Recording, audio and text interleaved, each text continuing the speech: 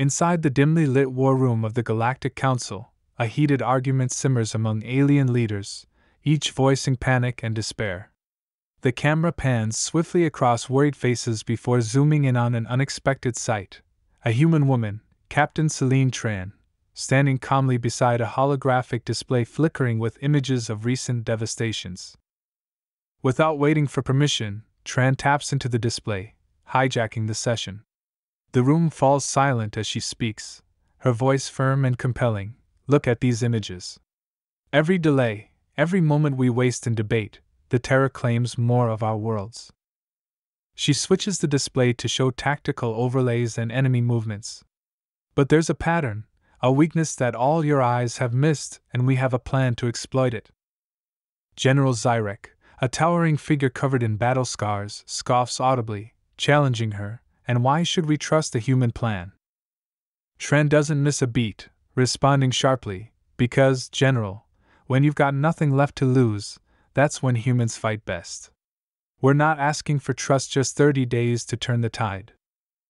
As her bold statement hangs in the air, the camera captures a mixture of skepticism and intrigue on the faces around her, setting the stage for a story of desperation, tactical genius, and a daring gamble to save the galaxy.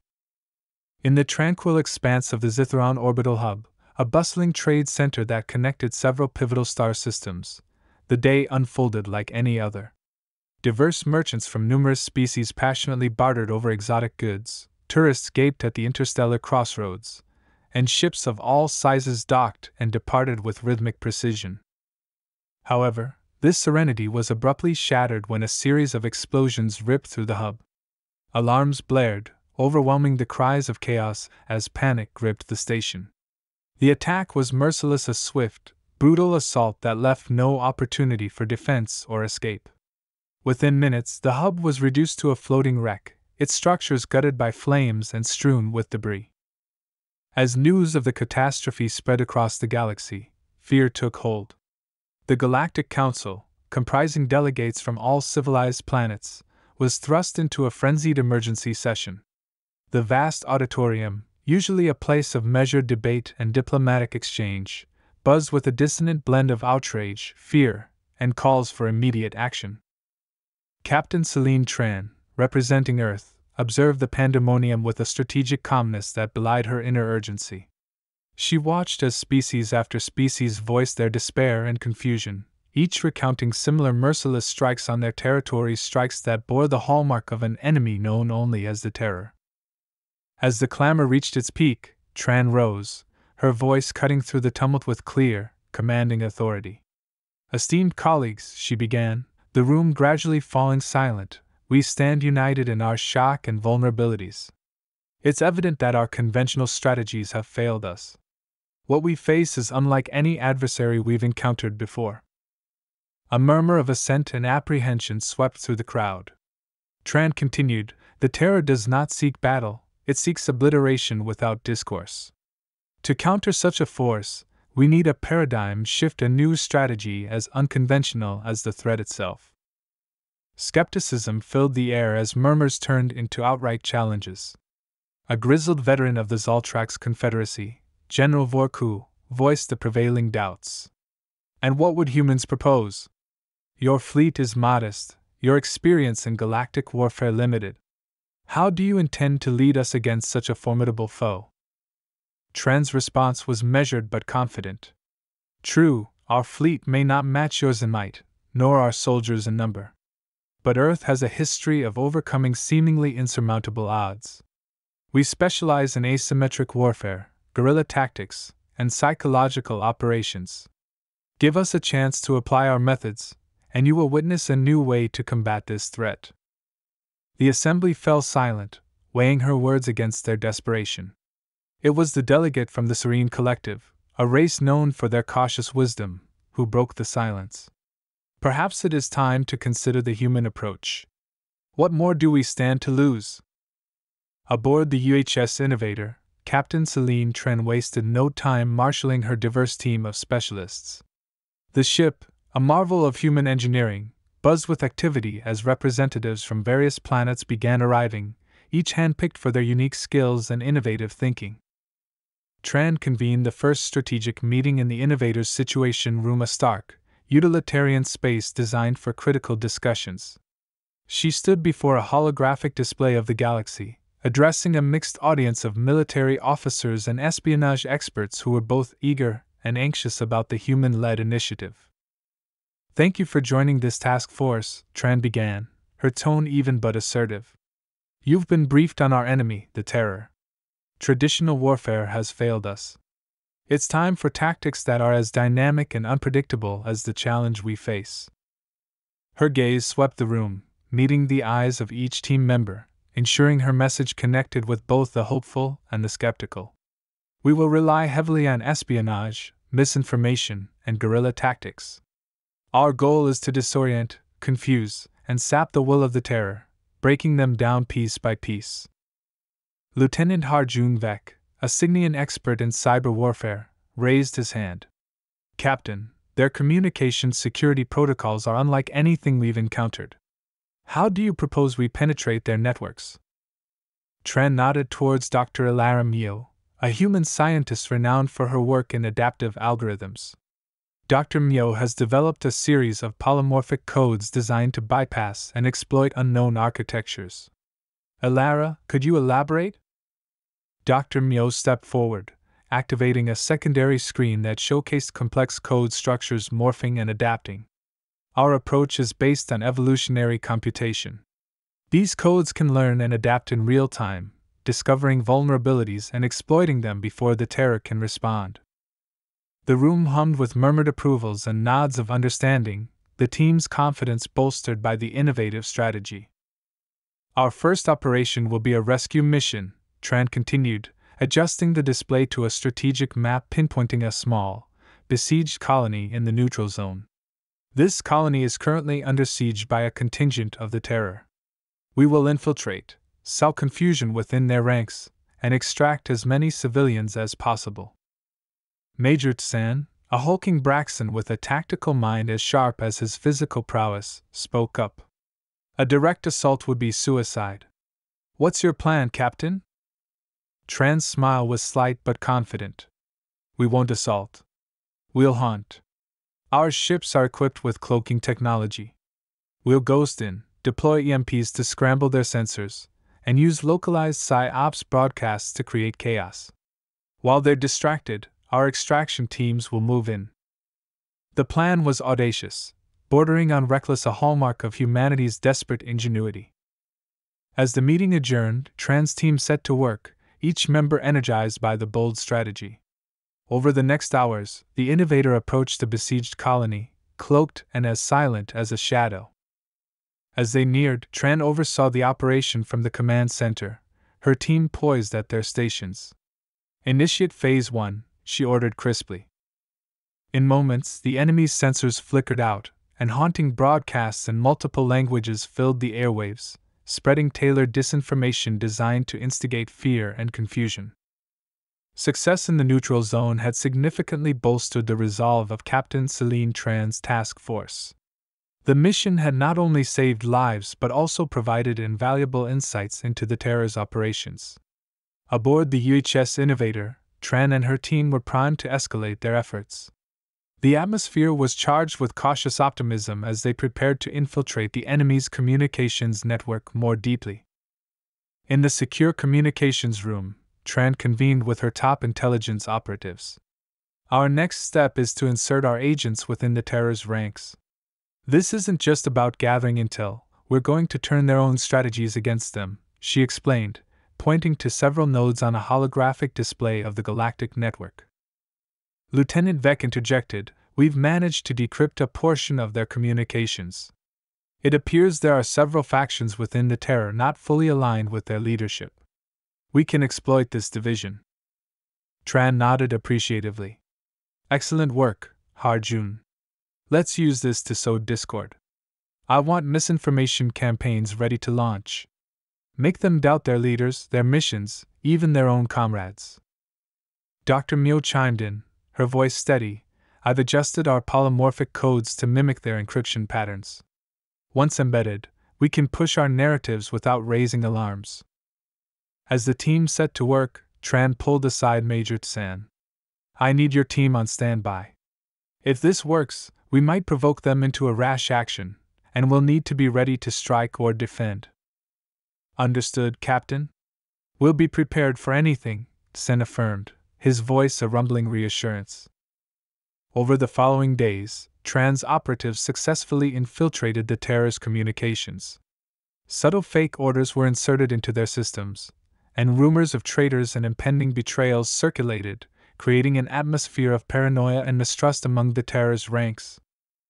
As tensions within the Terror escalated, Tran monitored the effects from the Innovator. Reports flowed in of skirmishes between their units, some refusing orders, others attacking supposed traitors. The carefully orchestrated chaos was taking effect. In a high-stakes meeting with her senior staff, Tran reviewed their progress. Our psychological operations are turning their cohesion into chaos. Let's keep pushing. Every fracture within their ranks is an opportunity for us. However, success brought heightened risks. A decrypted transmission revealed that the Terror had grown suspicious of infiltration and was tightening security. Tran addressed this head-on, increase our vigilance, but continue the pressure. We can't back down now. With the Terror's internal discord escalating, Captain Selene Tran was poised to deepen the rifts. Her strategy had evolved from mere survival to aggressive disruption. Aboard the UHS Innovator, she briefed her closest advisors on the next critical phase, exploiting the identified cracks within the Terror's once impenetrable facade. In light of the growing distrust among the Terror's ranks, we have a unique opportunity, Tran began, her voice echoing in the small, dimly lit briefing room. We're going to launch targeted strikes at their weakest logistical points, ones that are already strained by internal conflicts.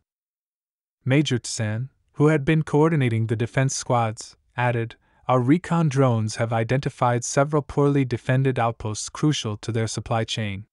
Striking these will not only cripple their operations but also likely trigger further accusations and paranoia within their ranks. Tran nodded, her gaze fixed on the holographic star map displaying their targets. Exactly. And while we're at it, we start reaching out. I want back-channel communications opened with the factions showing signs of doubt.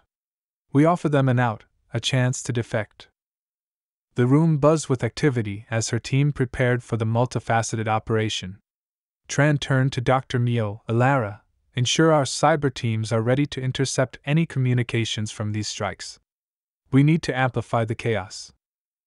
Already on it, Captain, Dr. Mio responded, her fingers swiftly navigating her datapad to coordinate with cyber ops. The subsequent operations were a ballet of precision and stealth. Under the cover of darkness, human forces executed simultaneous strikes on 3 of the Terror's logistical hubs. Each strike was meticulously timed, leaving the enemy no room to regroup or mount a coordinated counter-response. As the suns rose over the targeted planets, confusion among the Terror's forces turned to outright conflict. Intercepted communications, now flooded with accusations and paranoia, confirmed the success of the operations. The once cohesive enemy was now openly infighting, their focus shifted inward instead of toward the galactic populations. Tran monitored the unfolding chaos from the Innovator's command center. With each report of infighting, her resolve strengthened, but so did her awareness of the delicate balance they were manipulating. It's working, Captain, Lieutenant Vec reported, handing her intercepted messages detailing the growing dissent within the Terror. There's talk of meeting with us, of possible defection. Tran's eyes narrowed thoughtfully. Set up the meetings. But keep them quiet and secure. If we play this right, we could turn half of their own forces against them. In the shadowy corners of neutral zones, secret negotiations began. Tran herself attended several, each time cloaked in both physical and electronic veils of secrecy. She met with disillusioned commanders and fearful operatives, offering them safety and a voice in a new galactic order, a stark contrast to the fear and suppression they had known. The decisive moment had arrived. With the internal factions of the Terror at odds, Captain Selene Tran marshaled her forces for a final, defining assault. The command center of the UHS Innovator was alive with tense energy as Tran and her team orchestrated what would either be the dawn of a new era or a catastrophic failure. "Today, we end this," Tran declared to her assembled staff, her voice resolute yet laden with the gravity of their undertaking. "We've fragmented their alliance, and now we strike at the heart. This is more than a battle, it's the first step towards lasting peace." Major Tsan, now her second in command, nodded in agreement.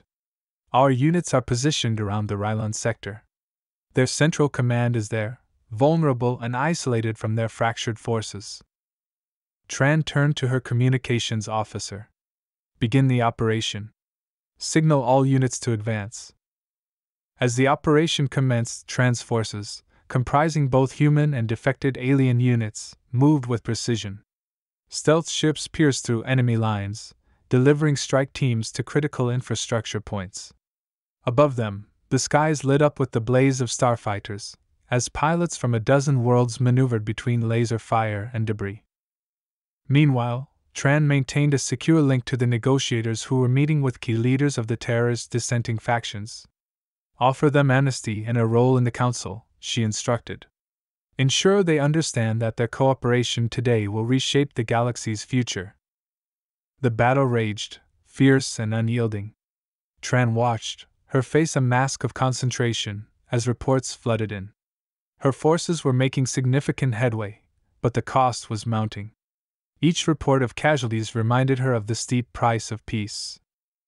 Suddenly, an urgent message cut through the chaos. "Captain, we've breached their command center," reported Lieutenant Vec, his voice crackling over the comm, "but we've encountered heavy resistance. We need additional support. Redirecting units now." "Hold your position, Lieutenant," Tran commanded, adjusting the tactical display rapidly. The turning point came when a message from the negotiation team arrived. Several key leaders of the Terror had agreed to cease hostilities and turn on their former allies. Tran seized the moment, broadcasting their declarations across all channels. Confusion turned into retreat among the Terror's ranks as their own leaders denounced the conflict. Tran's coalition pressed forward, bolstered by the influx of defectors who turned their weapons against those still loyal to the Terror's original cause. As the last stronghold of the Terror crumbled, Tran's forces took control, capturing those who surrendered and securing the sector. The long battle drew to a close, not with more destruction, but with a ceasefire that rippled across the conflicted zones. Standing before the Galactic Council once more, Captain Tran was not just a military commander reporting victory, but a visionary who had steered the galaxy back from the brink of annihilation. "We've not only defeated a formidable enemy," she addressed the assembly, "but we've also laid the groundwork for a union that could prevent such terrors from arising again." Her words echoed in the chamber, met with applause and somber reflection. The galaxy would heal, its scars witnesses to human ingenuity and the unyielding spirit of a united, diverse cosmos.